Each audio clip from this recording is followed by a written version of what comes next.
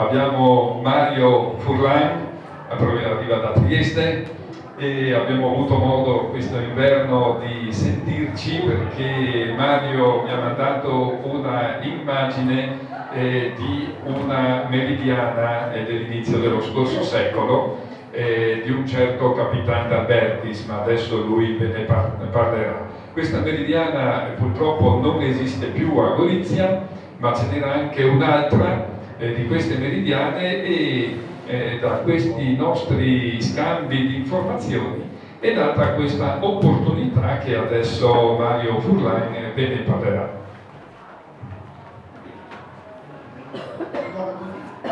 Ho avuto l'idea di preparare questo elaborato dal libro che Ari cerca di meditare per l'iniziativa, nel quale comparivano due immagini circa due meridiani non più esistenti a Gorizia.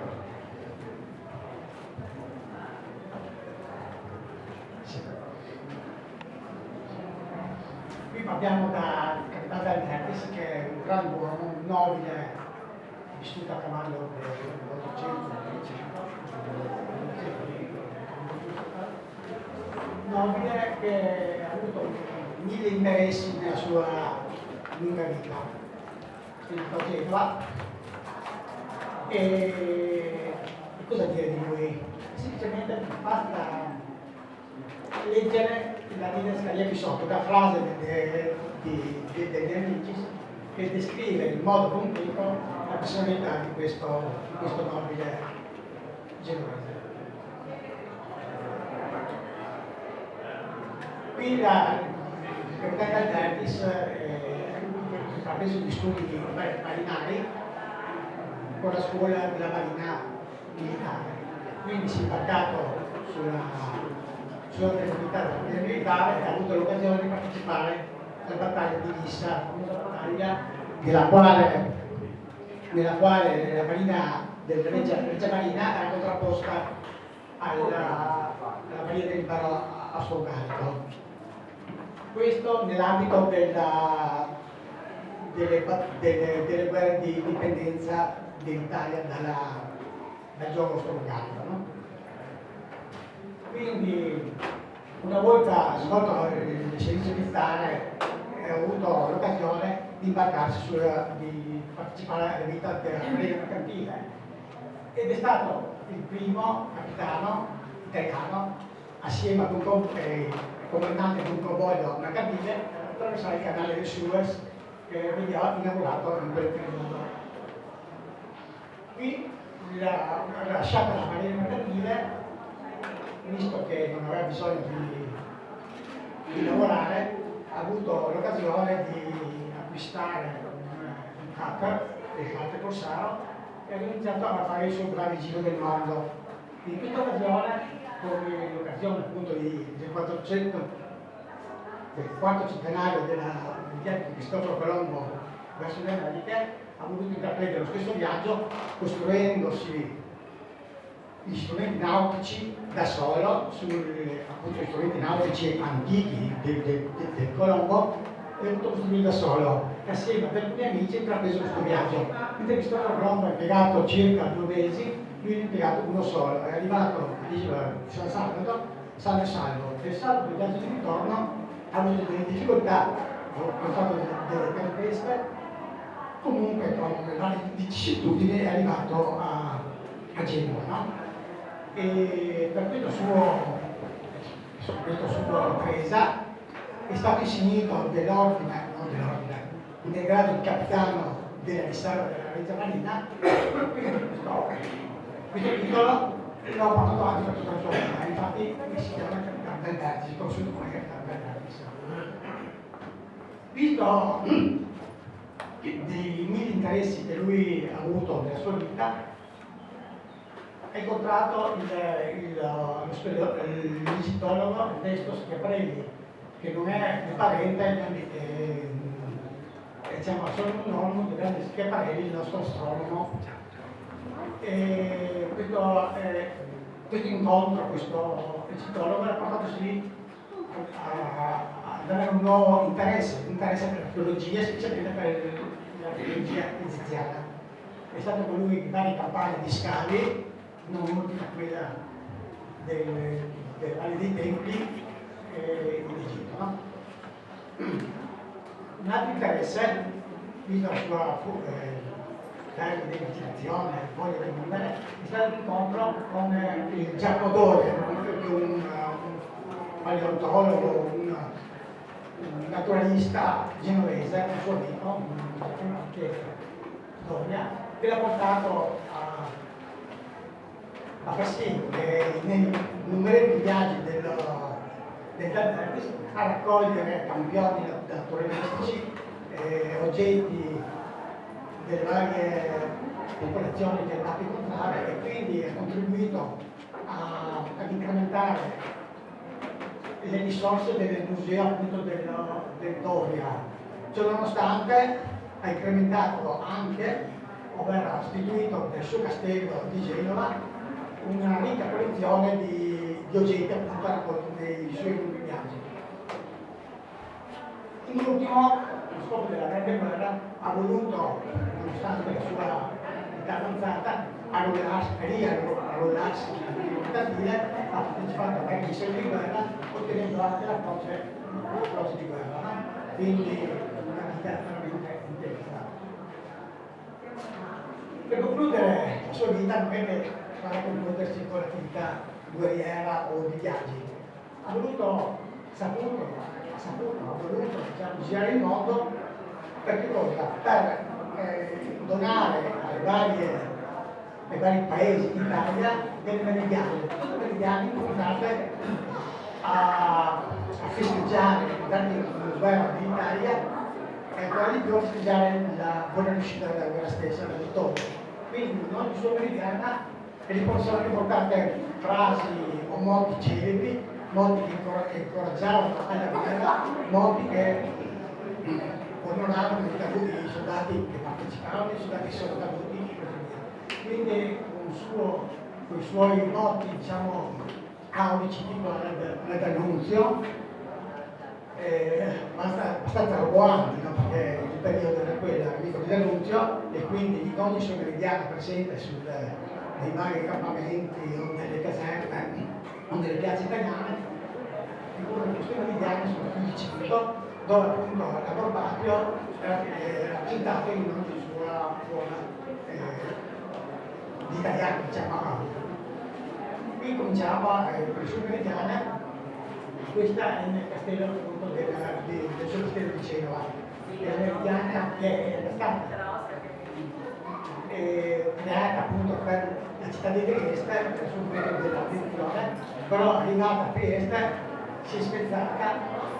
Qualcuno dice che è volutamente spezzata perché, come si vede, il nome del re è posto in fondo alla meridiana, come una specie di sgarbo, diciamo, rispetto alla sovranità del re stesso. Quindi si è rotta, è stata riportata a Genova, da Trieste è stata portata un'altra copia intera e modificata. Questo è consegnata alla città di Trieste.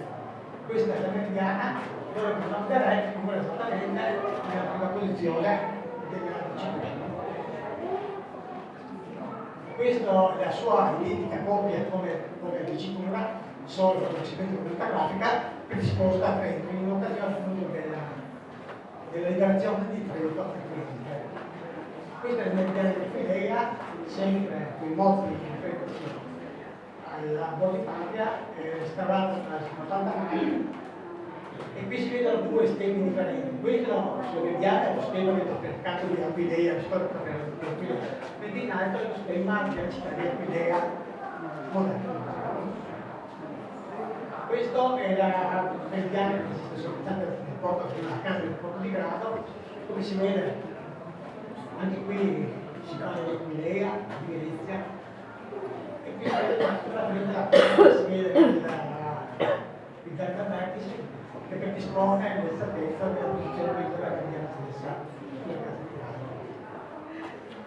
Qui abbiamo un'altra due meridiane, una nella città di Fiume, sempre quando il fiume è stata, diciamo, assoggettata all'Italia, proprio nel periodo, Però, visto che è stata poco accetta dalla popolazione di prima, è stata riportata a Castello di Genova, comunque è andata persa, non si sa perché non da riporta perché è stata persa, ma ha detto che sicuramente è riportata a Castello, però è andata persa proprio qui. Questo invece è il viaggio di Carta a Montaggio Sauro, a Pola, una caserma Montaggio Sauro, che la caserma quando è stata distrutta è stata distrutta per gli anni, è stata fatta definitivamente. Questa è la fotografia del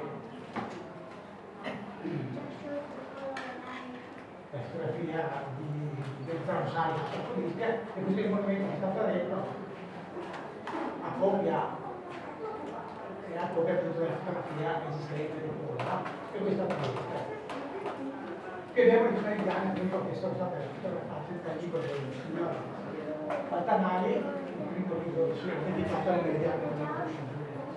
Alla sinistra è riportata quella del cimitero degli Eroi, sulla destra è quella sulla caserma delle Vittorie, del Piazza della Vittoria, che appunto la trasposizione del meridiano apposta sul cimitero degli Eroi. Questo è il cimitero degli Eroi di cui si parla, no? Che ormai è dietro la figlia del Cappuccino, però è stato chiuso, nel senso che tutte le sale sono state trasferite nei cimiteri monumentali di Jugoslavia, di Puglia, e prima ancora nel cimitero di Puglia, quello cimitero degli Inviti sul Colle Sant'Elia. Questi sono tutti cimiteri perché cosa succedeva? Che visto il gran numero di vittime della guerra sul Carso, ogni paese aveva i vari cimiteri.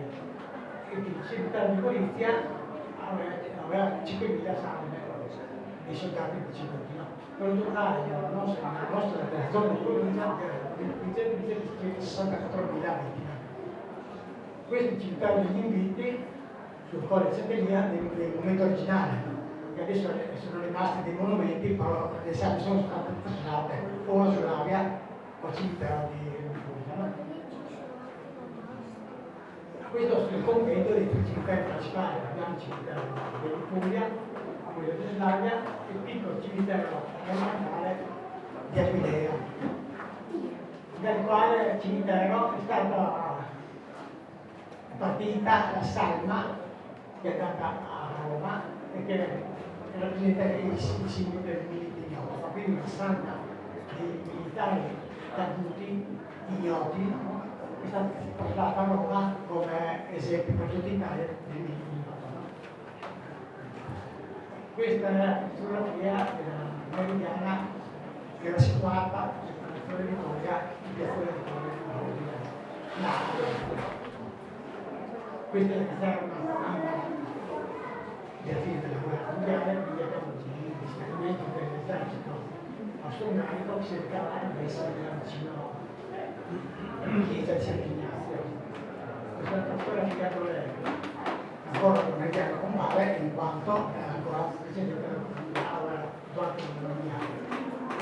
Questa è una vera illustrazione che è stata appunto una caserma non ancora italiana, dove la fotografia in capanello sicuramente ancora esistata, che mostra la proiezione della chiesa, della caserma e della colonna dedicata a Sant'Ignazio. Questa ormai sono tante tutte italiane, la denominata caserma della Vittoria, sempre dalle cartoline chiamate guardate la stessa. Questa è la meridiana compare su quanto ci vuole la caserma e questa è la caserma che ormai riporta la più girata, quindi siamo avanti proprio nel 1919.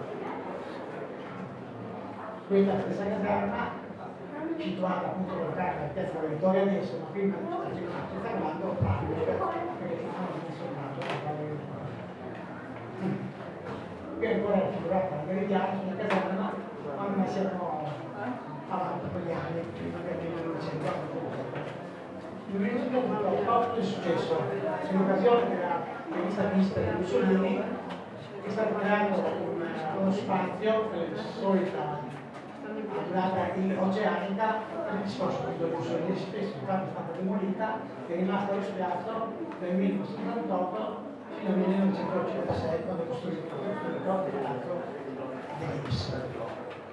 Questa è un'altra veduta dove si vede lo spazio vuoto, lo spazio dell'ex caserma e anche lo spazio delle cortine del caserma qui dietro. Qui è sempre lo stesso spazio, siamo nel 1982, si vede il Ponte Calvario dove è venuta dove ci sono le locali delle cortine.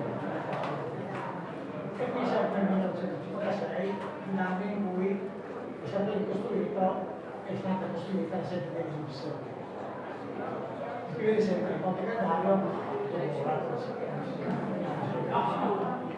e questo è oggi una piazza luminosa, si vede la chiesa, il fatto lì, e più a destra si vede la famosa e si tornano subito in questi ultimi schiavi delle variazioni della posizione dove giaceva, quindi per ogni esigenza veniva trasportata la colonna. E qui siamo alla fine, abbiamo sempre la prima piazza di Gorizia, creata da Forza vicino alla piazza del Canzanilla, un'idea, una bellissima idea, costruita una portiania, peccato che si comincia a perdere in un numero 10, l'11 secolo.